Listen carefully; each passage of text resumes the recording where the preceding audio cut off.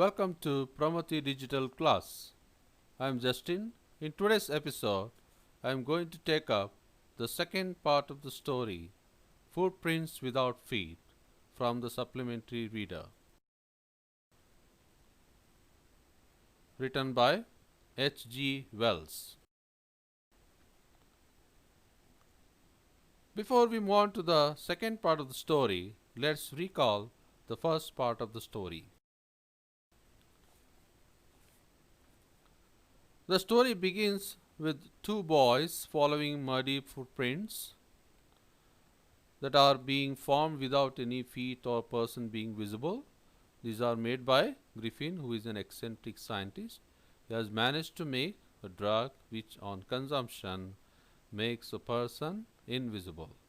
The lawless person that he is, he burns down his landlord's house and escapes after having the invisibility drug.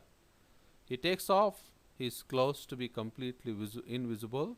However, it being the middle of the winters, the cold and hunger drives him into a store where he uses the clothes and eats the food for free.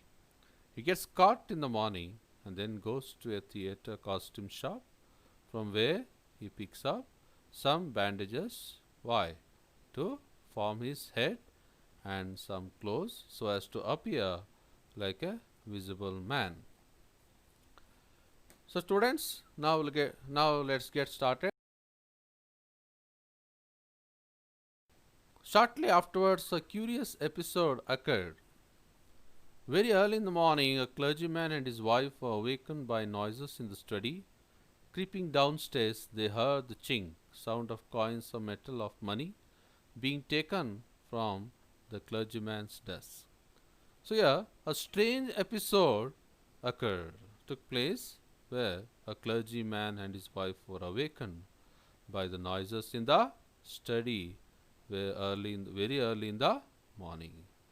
They came downstairs, who? Clergyman and his wife. And what did they hear? And heard the chink of money being taken from the desk. So here, Griffin tries to enter clergyman's house. The stolen money from the theatrical store did not last long. Now he enters clergyman's house to steal money. So he tries to steal money from the clergyman's house. Without making any noise and with a poker, an instrument used to stoke fire, grasped, means held tightly, firmly in his hand, the clergyman means opened suddenly and forcefully, flung open the door. Surrender! Then, to his amazement, he realized that the room appeared to be empty. He and his wife looked under the desk and behind the curtains, even up the chimney. There wasn't a sign of anybody. Yet, the desk had been opened and the housekeeping money was missing. Extraordinary affair, the clergyman kept saying for the rest of the day. So, yeah, clergyman, he senses that somebody has entered his house. With a poker in his hand, the clergyman flung open the door. He shouted, "Surrender!" He was quite surprised to see the room empty. Could not find anybody there. They looked under the desk, behind the curtains, and even up the chimney. So he looked everywhere. No one was there. So both of them found what? The desk open and the money was missing. They were highly surprised. They couldn't understand anything. So they find desk had been opened, money is lost, but they are not able to find anybody. Everything became mystery for them. So they couldn't understand anything. Shall we move on to the next slide? But it was not as extraordinary as the behavior of Mrs. Hall's furniture. A little later that morning, what happened? The landlord and his wife were up very early and was surprised to see the scientist's door wide open. Usually, it was shut and locked, and he was furious if anyone entered his room. The opportunity seemed too good to be missed. They peeped round the door, saw nobody, and decided to investigate. The bedclothes were cold, showing that the scientist must have been up for some time. And stranger still, the clothes and bandages that he always wore were lying about the room. So, Mr. and Mrs. Hall, they tried to enter Griffin's room. So, Griffin had left his room open. Curious Mr. and Mrs. Hall, they entered it. So, they were surprised. Why? They were surprised to see Griffin's bandages, clothes, etc. on his bed. So, they were surprised. They were surprised to find all these things on his bed. So the landlord and his wife, they were surprised. Usually it was shut and locked. They peeped around but found nobody. What did they find? They found Griffin's clothes and bandages were lying about. Let's move on to the next slide. All of a sudden, Mrs. Hall heard a sniff, breathing from the nose, close to her ear.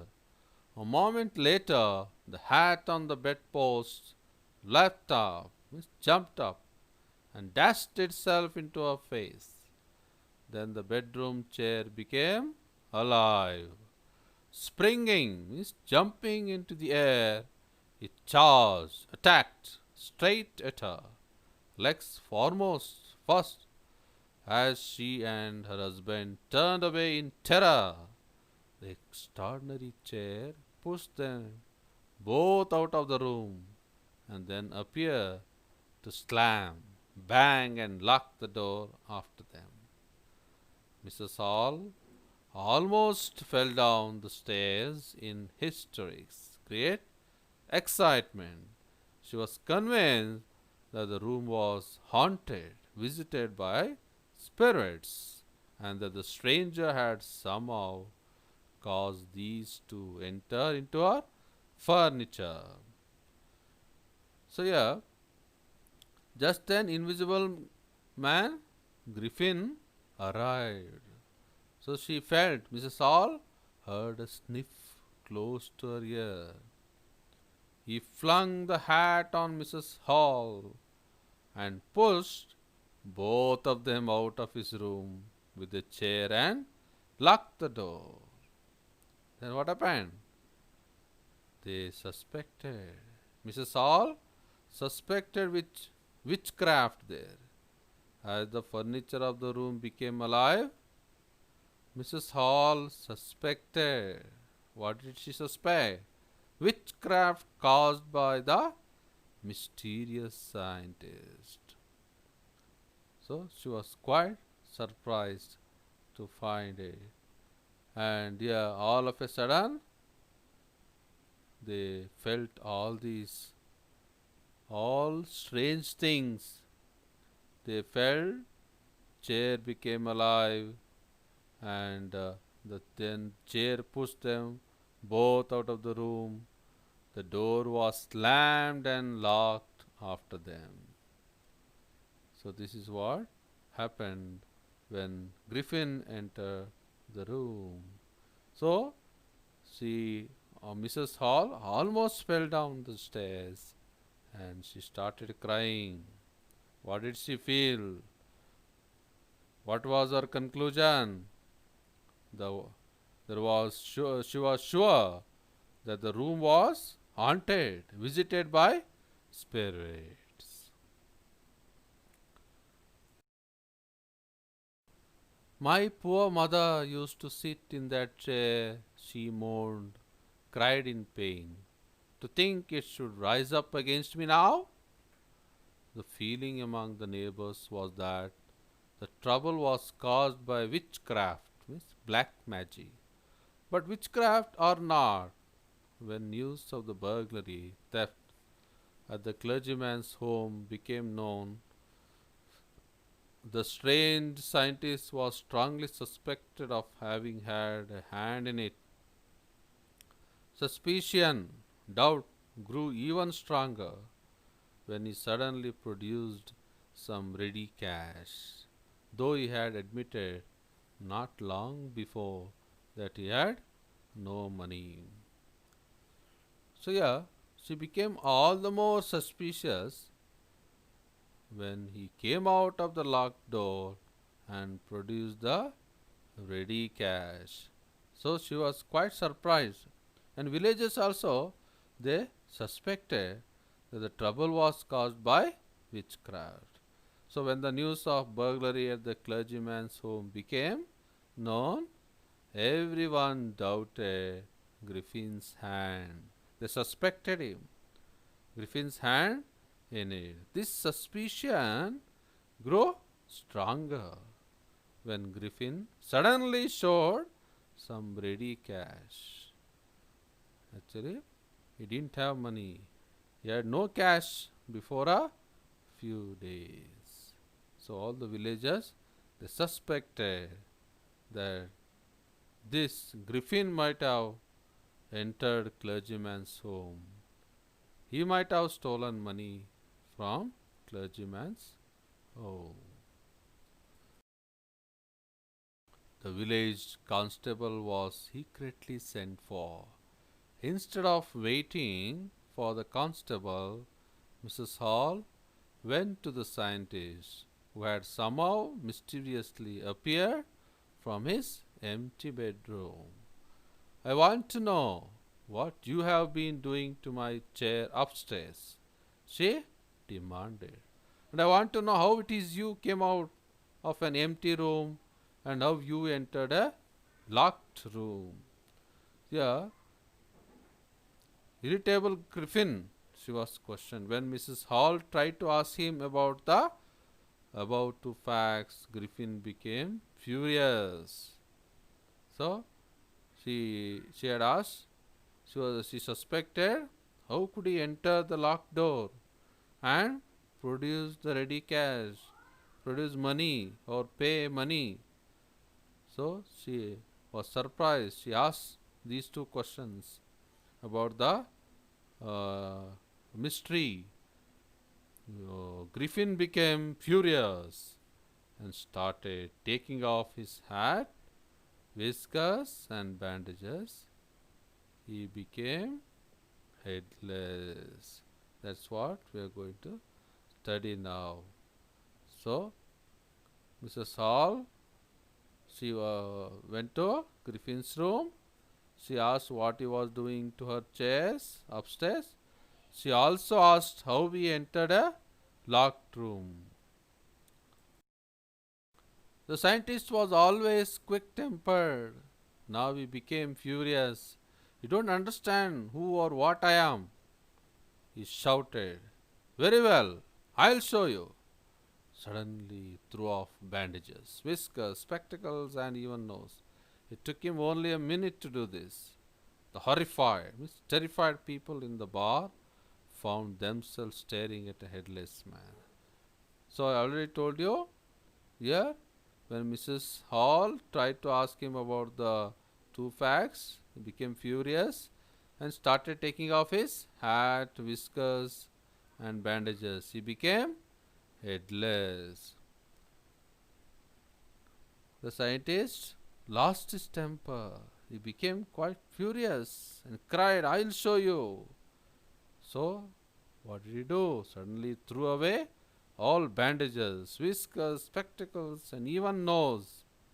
The horrified men in the bar were staring at a headless man. They started, you can see in the picture, he started removing all these bandages, and now you can also find headless man, a headless man. People were horrified to find the headless man. Mr. Jaffers, the constable, now arrived and was quite surprised to find that he had to arrest a man without a head. But Jaffers was not easily prevented from doing his duty. If a magistrate's warrant ordered a person's arrest, then that person had to be arrested with or without his head. There followed a remarkable scene as the policeman tried to get hold of a man who was becoming more and more invisible as he threw off one garment after another. So, here Mrs. Holland had called whom? Mr. Jaffers. Who is Mr. Jaffers? The policeman, constable. Mrs. Hall had called Mrs. Jaffers, the policeman, to arrest Griffin. He tried to arrest a man who was headless and was becoming more and more invisible until he became totally invisible. So he had to arrest because it was the order of a magistrate. If he is with or without head, he had to arrest a man, even without a head, because it was a magistrate's warrant. He was totally surprised to find that he was to arrest a man without a head. And there followed what? A wonderful scene. The scientist started what? Throwing his clothes one by one. He was becoming more and more invisible as he threw off one garment after another. Finally, a shirt flew into the air, and the constable found himself struggling with someone he could not see at all. Some people tried to help him, but found themselves hit by blows that seemed to come from nowhere. In the end, Jaffers was knocked unconscious as he made a last attempt to hold on to the unseen scientist. There were nervous, excited cries of "Hold him!" but this was easier said than done. Griffin had shaken himself free, and no one knew where to lay hands on him. So, here, people who came to help Jaffers got invisible blows. They couldn't find who was beating them. At last, Jaffers was knocked down by one such invisible blow. So, finally, the man became invisible. Some people who tried to hold him were beaten by the unseen blows. So, people were not able to say the blow or the person who was beating them that came from nowhere. In the end, Jaffers was knocked unconscious. Nervous and excited people, what did they cry? People were crying, "Hold him! Catch him!" Griffin was invisible and free now. No one knew where to lay hands on because he was totally invisible. So Griffin, at last Jaffers was knocked down by one such invisible blow. And finally, what happened? Griffin escaped. So, this is a very interesting story. Before we wind up, we shall recall both part 1 and part 2, what we studied.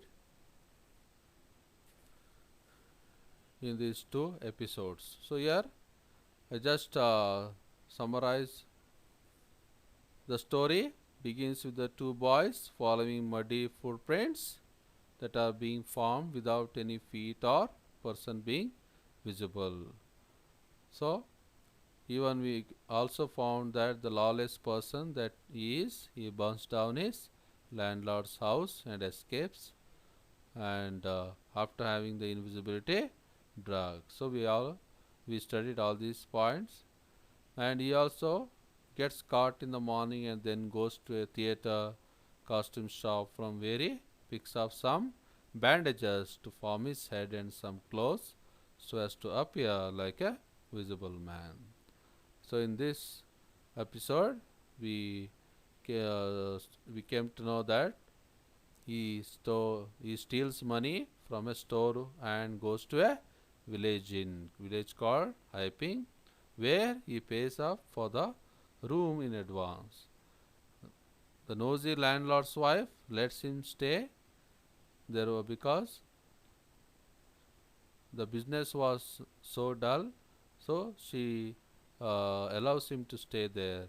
But with strange things happening in the inn, money being stolen, for furniture moving on its own, etc., the people call the constable to arrest Griffin, believing that he is behind all the strange events. So when the constable comes, what happened? He is confronted by a headless Griffin as he has removed his bandages in anger, and then following a scuffle, fight, Griffin becomes totally invisible and escapes. So dear students, we end this chapter.